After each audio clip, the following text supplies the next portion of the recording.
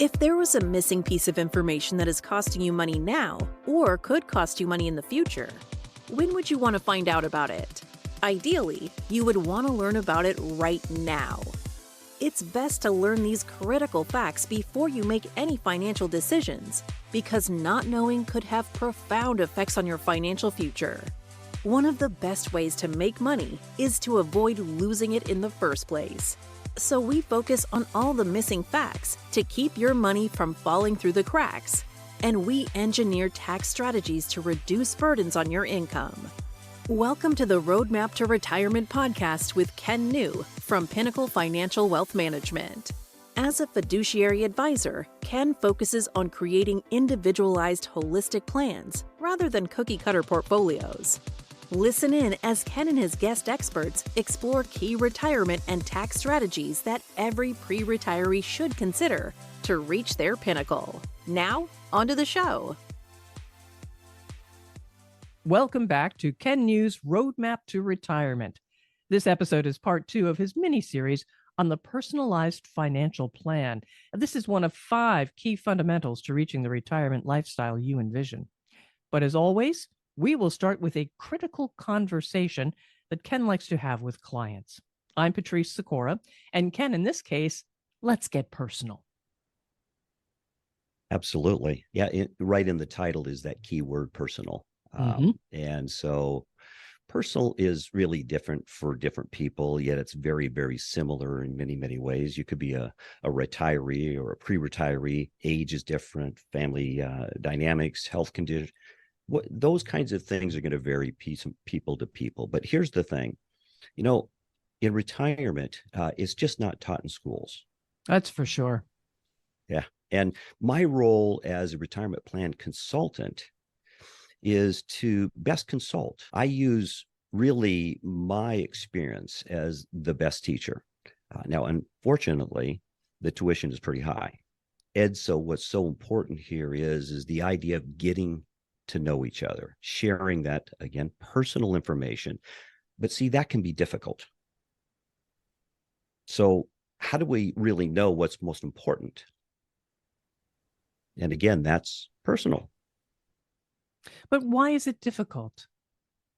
Well, the thing that's difficult is you're sharing personal information, sometimes deeply personal information. You may need to talk to about health issues within the family, or there's a certain privateness about money. And we're just getting to know each other. We don't know each other at all. And so, again, that can be difficult. So we have to go through a process. And that's going to be unique, again, for each client. But here's the thing that I do. I have a question for our clients. And the question is, if you have money that's falling through the cracks, when would you want to know about it? I should think immediately. And if there's missing information or a piece of information or something that would cost you significant amounts of money now or sometime in the future, when would you want to find out about it? And certainly you'd want to find out about it right now. Yeah. But more particularly, we'd want to find out about it before we make those financial decisions. Good point. Good point. And so when I relate this to our clients, I'm really talking about how to think about retirement, not necessarily what specifics to think about. That's part of the noise of the day and all the things that are going on out there. So we want to take a step back and think about how our money works and what's going to be like for us. Now, a quick story for you. I had a client that was referred to our office back in 2008. And the husband had been diagnosed with an illness. It was going to shorten his lifetime. And his wife would be left, and she's in good health. So we really had 2 objectives here. One, investment management, selection, that type of strategy. It was 2008, so the markets had corrected significantly at the time. But the other thing is that he really had an affinity to paying taxes. Just really didn't like paying taxes. So he knew, though, to his credit, he knew his wife, once he passed, would be in a single taxpayer bracket, which is significantly higher than someone in a married filing a joint return bracket. So the solution here was a Roth IRA. And we do a fair amount of Roth IRA business in this day and age. But, 14, 15 years ago, we were still thinking, oh, geez, should I pay all those taxes? And so we went through a process to determine if a Roth IRA conversion would make sense for him. And we ultimately did that. We ultimately converted the Roth, his traditional IRA, to a Roth IRA. And he paid taxes in that married filing a joint return while he was still alive, and then grew the money back in the Roth IRA for his surviving spouse. Now, that's now the difference between those two is well over the taxes paid at the time, well over a year's income for her.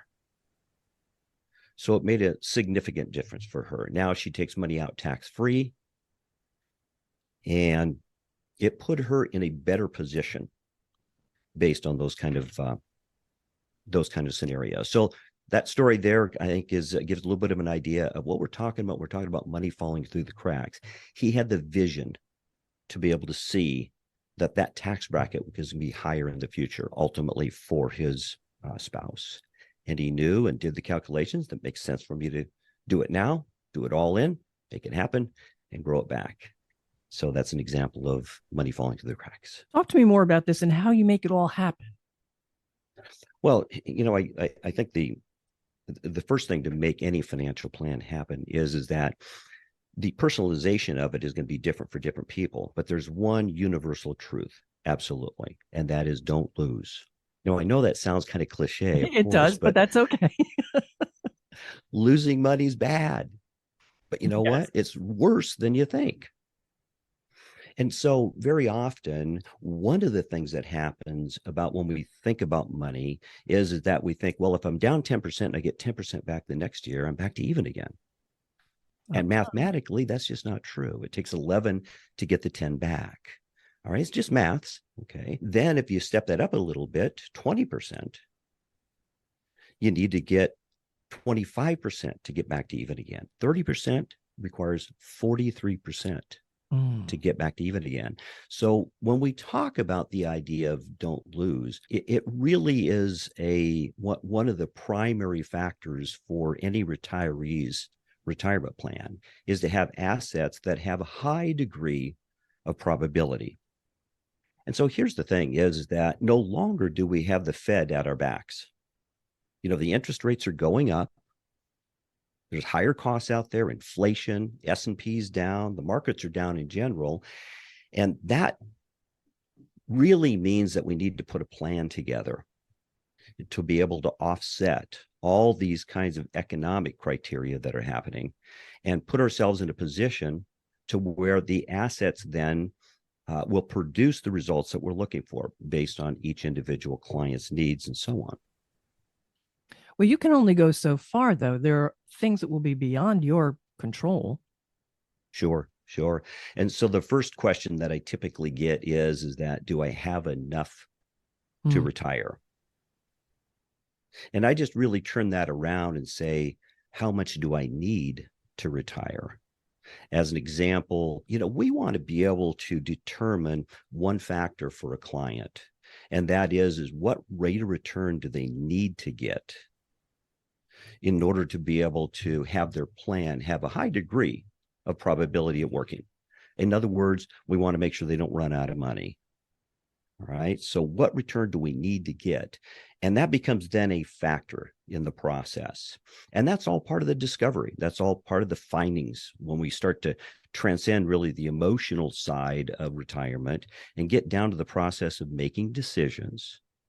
And all I do is I help to work through that in a consulting manner, just work through that without trying to figure out which product does it.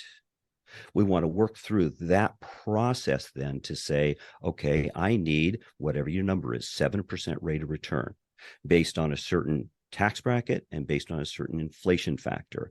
That will mean that my money will last to, and it could be age 90, it could be age 100. That's personal to each one of our prospects, each one of our clients, as we go through and talk about the plans. And what I do then is I just work through that process to match financial strategies and the rate of return that they're looking to get with what I call a good fit financial product, one that's in their best interest. And I'm sure choosing those vehicles is also a personal choice. Yes, absolutely. And it really gets down to, again, looking at the overall information, the fact pattern, if you will. That's an understanding of what they have to work with. The amount of money needed to retire really gets down to anywhere depending on between pensions and Social Security. It could be a few $100,000 to a few $1,000,000. And we determine that number. And then, of course, anything above that is gravy, of course, Mhm. and anything below that creates the gap. That puts us in a position where are we going to make up the difference? And again, depending on pensions and Social Security, that's going to be different to different people. But it gives us a basis to begin to look at different financial products, whether it be in the insurance industry, whether it be in the brokerage, the Wall Street industry, whether it be in private markets, whether it be through bank products, government products. Look at all those choices and then determine what products are going to best fit for that rate of return that we're looking for. How do you determine their comfort level with risk? And does that comfort level change as they get closer to retirement? Yeah, both. Absolutely. First is, of course, that we go through some dialogue in determining risk. And for some people, this process could take maybe an appointment, maybe two or three appointments. Hmm. It's really important that there's a good fit. What I do when I lead with the idea that we don't want to lose, then I need to be able to deliver on that. And you deliver on that because you're really creating a financial strategy that is not dependent on the stock market. And here's what I mean by that is that stock market is going to go up and it's going to go down, and it's going to do both of those. And I don't know which one it's going to do. So we really want to eliminate that one to the long-term financial plan, more of the, okay, this is not driving income for you.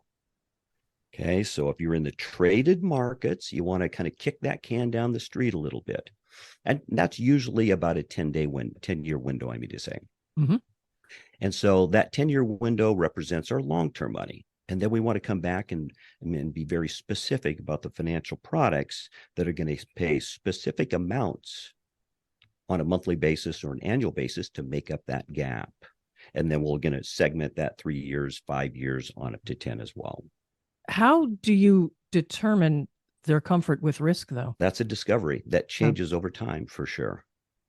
Initially, kind of talk about it in a funny way a little bit. Many times you'll sit down with Mr. and Mrs. And Mr. is like, I like risk. I want to make money. And Mrs. is more like, what would you guess? I don't Probably want saying, to yeah, lose anything, here, right? here, sit back. Let me do the talking here. Mm-hmm. So that's the thing about it is that that's an initial, and then we begin to discover, what does risk really mean? You've got interest rate risk, you've got inflation risk, you've got geopolitical risk. Now, a couple of those people look at and go, well, what does that have anything to do with me? I'm talking about market risk. Well, market risk is one of those risks. It's a big one, but it's one of those risks that we can measure what's going on with that. Because if we're kicking out our market risk, that volatility risk, if we kick that out 10 years, then statistically you look at it and it's like really not much chance that you're going to lose over a 10-year period. Okay, you might not make as much as you thought, but again, the longer you kick it out and give it time, then it can show us that there's some stability there. It's the short-term money that we want to have some very significant contractual obligations by these different organizations that offer their products for a 3-year period or a 5-year period. And then we get into some of the issues of ownership, how we would own it for liquidity issues and things like that, because that's the next most important risk here, is the liquidity risk, and understanding that. And again, let me emphasize, those two risks, liquidity risk and market risk, that takes some time talking about. We're not going to sit one day and have a 5-minute conversation about it and we've communicated with each other. Again, I have been doing this a long time. And as I say, experience is my best teacher. But again, the tuition is very high. One of the other things I think that is important, just to really stop for a moment and understand why it's so important that there's some connection between the advisor and the retirees. The essential point here is that if I can present the knowledge that I have and the process that we use as a firm, why we're different in this process and why it's an improvement other than just getting a typical 60-40 split of stocks and bonds and write it out when it's volatile and things like that. And I know it's not that simplistic most of the time, but the point of it is that by going through this process, there's more confidence between us that we have a plan that will work. It's not, did we get it right day one? It's that we put a plan in place. Things may change. Son or daughter may raise their hand one day and say, Mom, Dad, you got $100,000 I could borrow? I really need to buy this house, or I need some help. And, so things change. Family dynamics will come into play. And so as we go through that process, then we may need to shift a bit. I'll tell you another quick story, I think, that was fun to talk about. Years ago, I had a young couple, not so young. They were early in the retirement phase, but they were pre-retirees, and they'd gotten married. Big day for them. And they wanted to go celebrate in Europe. And they referred to our office because the advisor they have said, you can't afford that. It was a lot of money. And honestly, I don't remember what it was. It's like $60,000 or something. It wasn't a huge, That's a very but nice trip. that's a very nice trip. Yeah. And so they walked in and they said, well, before we get into a bunch of that stuff, okay, like questions, personal and so on, he said, I have to ask you this question. We want to do this. And our financial guy, and we talked to another guy, and they said, no, you can't do it. Your plan won't work. And they came in and sat with me and asked me the same question. And I said, what else would the money be used for? What's more important about your money to you than being able to do something like that? And I can tell you, they just looked at me. It's like eyes were open. And it's like, okay, you'll show us how to do that? And here's where it goes is that, sure, if you're going to spend that money down, that's your decision. My job is to give you the consequences. Now your plan stops at age 82 or whatever the number is. And those aren't facts. But the point is my plan, I'm going to, again, go through the cycle and say, if you do use that money, it will have this effect on your financial plan. Which brings us right into the best interest of the client. Talk to me about that. Absolutely. There's another, I think, that was interesting to me, is I learned a new term about financial planning. And so what was interesting about that is that it's spelled out in 4 letters, YOLO. Oh, Do you know that one? You only live once. That's right. Yes. And that was I so never heard that interesting. being a financial planning term, but okay. I now attach it here because when that person has that, I really want to do this. That's their it's not factual as much as it's just, we really want to do this with the money. Because on your last day on this planet, you're not taking it with you. Sure, true. So I like that. I said, I'm going to incorporate that into some of the conversation about a financial plan and retirement planning. And how's it worked for you?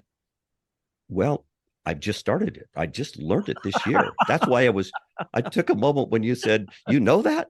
because I just learned it. I was doing a retreat with my staff, a 2 day retreat, and learned the you only live once. So I just said, okay, I wrote it down, and now we're talking about it. And I'd like you to share the fact that you and your staff got together too, and you asked them one question, which translates into the way you treat your clients.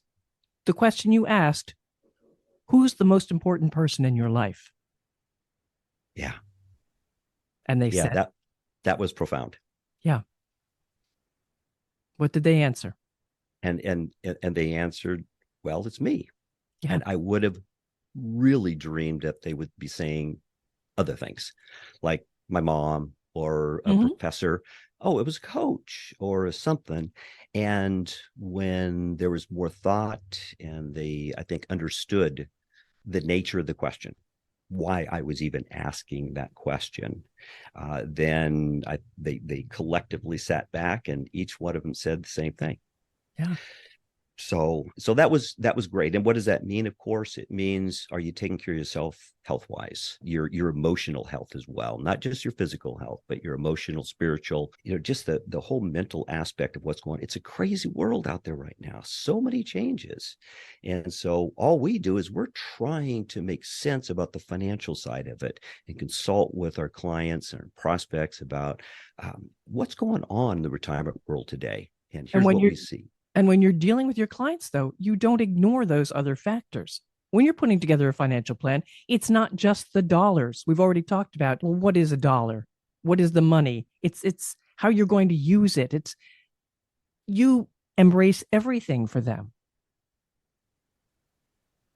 Absolutely. Tax planning, extremely important. I told a little story today about that. And, to the credit of the client, he was one of two or three that year that did some significant Roth conversion work. But they were all engineers. And I found that engineers have a very methodical way of thinking about things, whether they're in aerospace or at Harris or other places. But, I mean, when you put man in space, that's a big deal, and there things have to go right when that happens. And hopefully your retirement planning goes right too. Exactly right. That's right. And so, I found that Roth conversion way back then was a good story for today, because it wasn't as popular. Now, this year, I can tell you that we probably will have not everyone, very close to the vast majority of our clients are going to be doing some kind of work. And you know why? Because they understand why they're doing the work. They're the first lead on this typically is, oh, I don't want to do that because it's going to cost me taxes. Hmm. Yeah. And so, we work through that. We help them to understand that paying it now may be in your best interest. Maybe. And if it is, then you'll know that. And then if you decide that's not what you want to do, then that's your decision. All right, Ken, is there something we haven't mentioned yet today as we get toward the end of this podcast that you want to make sure we do go through? Well, I think we've resonated the message today pretty clear. This is a personal plan. It's unique to everyone. And in order to be able to draw out that uniqueness, deeply personal questions sometimes are going to be involved. And that doesn't happen on day one typically. It happens really as you get to know each other over time. But the trust that you put in a financial planner, someone who needs to understand that information, is immense. And we take that very, very seriously. We protect the information. I mean, holy cow, who I've been asked, and it's a valid question. It's like, if I share this information, how do I know you're not going to steal my identity or steal my money or something? And so that's a big deal in our industry. And I take that seriously. So to be able to get to that level of understanding with our clients, that's the key to getting the benefits I think that we can deliver, is to fully understand your tax implications, your wishes, your estate planning, your healthcare needs. We'll talk again, I think, about healthcare and retirement and taxes and retirement deeply again, but I can get specifics. But those are two huge costs in retirement that make a difference. And when you get it right, it makes a difference on your side. And when you get it wrong, it's not so pleasant. That's for sure. Well, Ken, how can people reach you? Well, the office number is how you get a hold of Jenny Giroux. And of course, if you followed our podcasts in I think episode 2 there, Jenny talked about her role with the firm and how to contact her.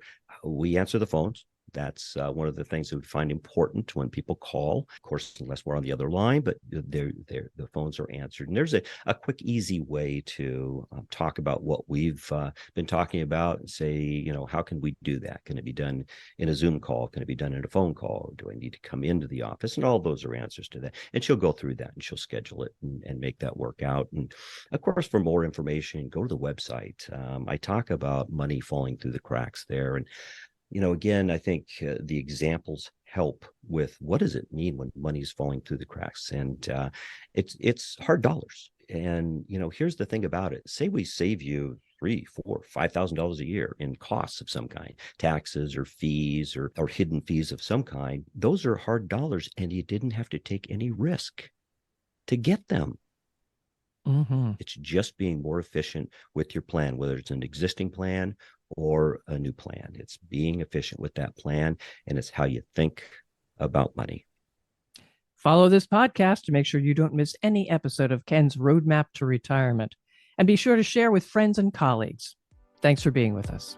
Thank you for listening to the Roadmap to Retirement podcast. Click the follow button to be notified when new episodes become available. Visit our website at www.pinnaclefinancialwealthmgmt.com or give us a call at 321-454-3623.